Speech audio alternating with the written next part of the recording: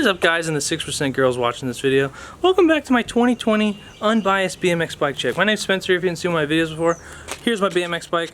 I'm an unsponsored rider, so I have no obligation to promote anything on my bike. This is just everything I've learned to like over the 12 years or so that I've been riding BMX. Usually when I film bike checks, I try to throw in some riding, but since it's the 2020 quarantine and I'm at the tail end of my camper van build, we're just going to talk about the bike front to back. Here we go. So over the last year, I've been trying to figure out just something new to do with my bike. That's why I have brakes on it now. I never have run brakes before, and it took me about 2 months to get them to working brakes. So we'll get into that when we get to the brakes, but I just wanted to let you guys know that I have been switching some things up on my bike, some not by choice, but we'll get into that in a little bit.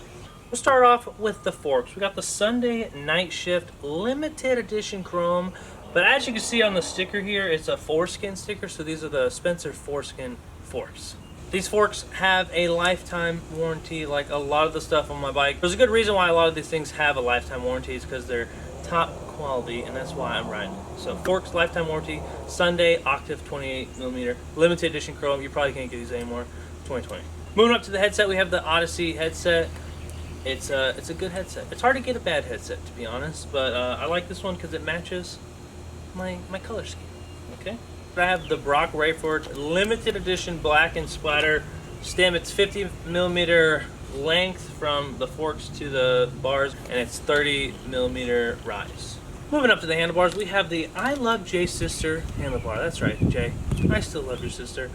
But if you turn around to the back, they're also known as the no bar out. So we have the constant reminder to always try to get that bar out. If you somehow don't love Jay's sister, which it's gonna be pretty hard to believe, it's okay though, you're in luck. Sundae makes identical bars to the I Love Jay's Sister / no bar out bars.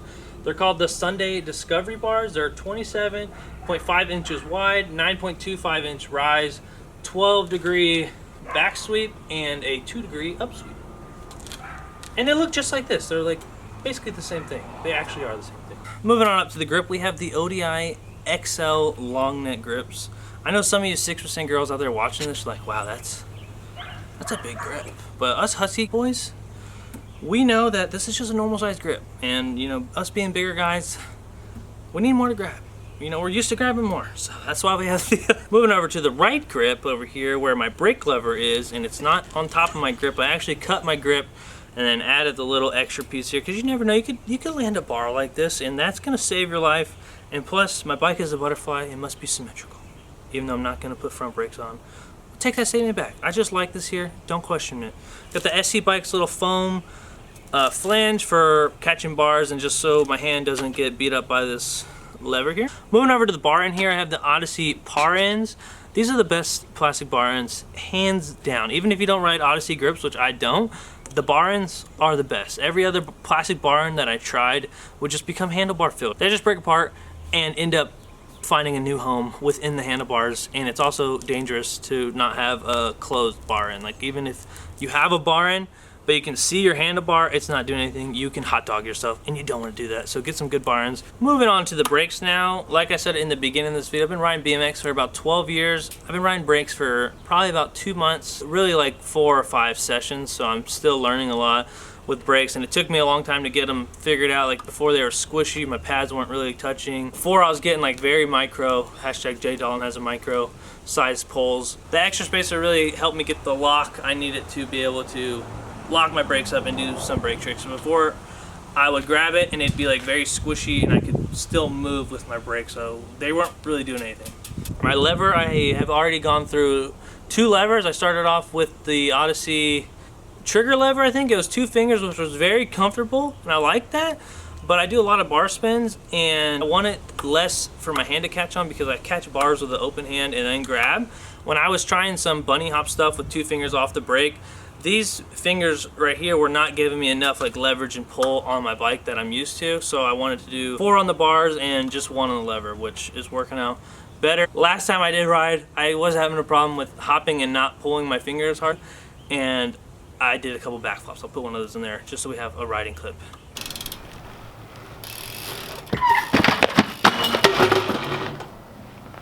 Ow. So we still have a lot to learn with the brakes, but we have the Odyssey mono lever. I got 2 different color levers. I got a polished one so I can get this little clamp here. The whole brake, cable, and gyro setup is the Odyssey G3 kit. Got the Odyssey Evo 2.5 brake arms, and I just have Odyssey clear pads. No other brakes, could just do what I just did. I probably should have started with the frame, but we're already here. Here we are. We have the Husky Nation 20.75 dent resistant / Sin Nudes black frame with the internal chain sensors. So right here in the dropout, there's actually an Allen key. You can see the internal chain sensor. You just tighten it and it pushes the pin back towards the axle so you never have your wheel shifting. This is a one-of-a-kind frame, but they do make identical, exact copies of this frame that go by the Sundae Soundwave, which has a lifetime warranty, which is a big reason why I ride these frames. I think most of the time of the year, they're out of stock of this frame because that's how much the demand is for them because, I mean, dent-resistant tubing, lifetime warranty. I forgot to mention that this is the 3rd generation of the Soundwave. It's the V3, I mean the Husky Nation signature frame. Anyways, they changed some things up that I necessarily would not have wanted from the V2. Like, they shortened the back end a little bit, and they made the head tube here taller. I personally thought the last one was perfect. Like, I loved it. And I've had to do some adjusting with this bike, and it's been kind of weird, but I'm getting close to getting used to it. But I was not a fan of that. Okay, I was not a fan. I don't know who was a fan. Okay. Moving on down to the cranks here, I have the Odyssey Thunderbolt cranks 170. These also have a lifetime warranty and are incredibly strong and very light. These cranks also have a box look to them, which I feel like is easier to balance on for like crank arms, or for you park rats that like to stand on your cranks when you do tricks for some reason. You got a nice platform. Got my pedals here. I was talking a little bit about them in the last video. They're Odyssey. They were the JC PC Jim Selensky. Now I think they're just the OG PCs or something. Odyssey plastic pedals with metal pins. You can take the pins out if you want to. Like, I used to take them out on one side so it was completely smooth, and it made crank arm grinds like probably 4 times easier, I have to say, because these pins would grab the rail, and that little bit of friction and like stabbing into whatever you're pedal grinding really throws your balance off, especially on a crank arm where you're only balancing on that one foot. So it's cool that you have the option to take the pins off and remove them, as well as the guarantee that you can always have that grip. If I'm running plastic pedals with plastic pins, your boy does one grind. We have a completely sandblasted, grinded down, flat, super smooth, super slick pedal with no grip on it. My bike will feel gross if like your feet do this when you're riding it. So I like the metal pins are a must. I've never really had a problem with them. They're pretty amazing. Simple design. It's just 2 pieces of plastic with a bunch of grease on the spindle there. There's no bearings in there, and it just spins around. Moving on over here to the sprocket, I have a 28 tooth LaGuardia sprocket. You really can't go wrong with any guard sprocket because that thick piece of metal is going to make it so much harder for your sprocket to bend. I switched to guard sprockets probably even before I put pegs on because I was just breaking sprockets and bending them, and that just makes your bike feel like crap. I feel like that little bit of extra weight is really not that big of a deal. It's just comforting knowing that I can just try to jump up something and bash my sprocket and have no consequences of me doing that to my bike, at least. Here I have the Odyssey keychain. This is a very, very unique chain. It's hollow pinned, and it has an Allen key master link. I think it's a 4mm Allen key. All you do is put it into the chain, twist it. You can pop your chain off in a matter of seconds. I've never broken one of these chains. Take into consideration that I switch my chain out probably once a year. So I have the Allen key and one of my master pins right here. You can turn it. You can unscrew this pretty easily, take the whole pin out, and then pop my chain off, but we're not gonna do that. I do check the master links and give them like a quarter turn every month or so just to be safe, because I'm not gonna put Loctite on it or anything, but great chain. Going up to the Odyssey Monogrammed seat. Pick this seat because it's got a nice, almost like a sway, like not such like a slippery cloth. I picked this because I was trying to learn how to do hang tens, and my ass would be, swamp ass, because it happens. It's just natural. Let's not get into it. But what that would do is I would only be having a lot of pressure on my seat here, my bum, my thick bum, by the way, which should have a lot more grip than a normal bum. But since it was slippery, my feet would be dangling down, and I would slide down off the seat I used to run, because it was just like a normal, I think it might have been like even kind of like a more leathery base seat, so super slippery. I did not like that, so I got this seat. I like having a fatter seat because you just have more balance with your bike in between your legs like this, and it's easy to pinch and lock up. My tires are Demolition Momentum 20 by 235, so they're pretty wide tires, and that's another thing I like about this frame. It has a big tire clearance in the back. I don't necessarily care about weight on my bike really that much, but I do care about rotation weight. So rotation weight is whenever your wheel is spinning, the force that is creating in the air can throw you off and make you feel funky in the air. So the less of that, the better, the more natural and balanced you're gonna feel in the air. And these tires are pretty light. Got the fucking lemonade rims. Yeah. So moving on to the rim, I have the G-Sport roll cages, which is their mid-grade rim. I think it goes birdcage being the lightest / weakest version of the rim, which I rode them before. They're still really good rims. And then the roll cage, and then the rib cage. So I'm at the medium rim strength. G-Sport does, like, they're just like a wheel company, so all their wheels are superior. That's all they focus on is rims and wheels. Which moves on down to here to the G-Sport spoke nipples I have. These have a hexagon key on them. It's like every single nipple is an Allen key. These G-Sport nipples come with the spoke wrench, which is just like a little key. I'll show you guys. And I've never ever stripped or even had a hint of stripping. Really ever break these nipples either. They're just amazing freaking nips, bro. My spokes are just normal Odyssey spokes going down to the Odyssey anagram hubs. I think these are the V2 anagrams in the front and in the back. Really cool thing about the rear anagram hub, you could take the hub apart, actually pull out the driver and the springs, and you can flip-flop it. So if you want your hub to be left-hand drive, you don't need to buy a new hub like you would have to with other companies.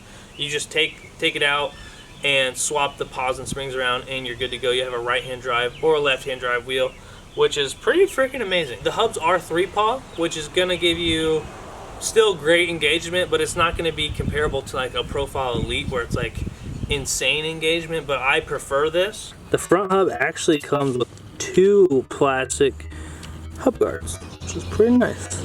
And then I have the Jake Seeley plastic Sundae pegs. Just a plastic peg with an aluminum insert. I've never broken one of these pegs. I think they're great plastic pegs, even though I did get sabotaged by, not the peg, it was the ledge's fault, but we'll put the clip in there. What did I hit? So if you didn't see my last video, on that ledge, that tooth hang, when I put my weight onto that one peg, it pushes the angle iron maximum to the bottom. It drops it out all the way, and that screw wasn't pressed all the way to the, the base of the wood. So when I did that toothpick, the screw was sticking up like ½ an inch, and it just threw me right over. But I'm thinking maybe if I had metal pegs, I might have just bent the screw and grind it through. But since it's plastic and softer, it just threw your boy over the bars, and just on a journey we didn't necessarily want to go on. But the plastic pegs do have more of a consistent slide. Maybe I should do like an update to the plastic versus metal thing. I can go into depth about the pros and cons. Let me know if you guys want to see that, because that's something I can definitely do during this quarantine. Lastly, my inner tubes. Like I said before, I do care about rotation weight, and I have the Tubelito straighter valve tube. They're 2/3 the weight of a normal BMX tube, and that's your rotating weight. So that weight is increasing in the air as your wheel is spinning. Adding these two to your bike is equal to the weight saving of getting titanium spokes, which is pretty crazy because titanium spokes are, $100+ and you have to rebuild your whole wheel. This, you just put the tube in and you're good. I would not get these without the patch kit. The patch kit's like pretty cheap that comes with it. Tubes are $30 a piece, which is a little insane. But if you're serious into riding, I recommend these tubes. Like, as long as you get the patch kit and know how to patch a tire, you should be good. Pretty sure that we just went over the whole freaking bike. Thank you guys for sticking through to the end.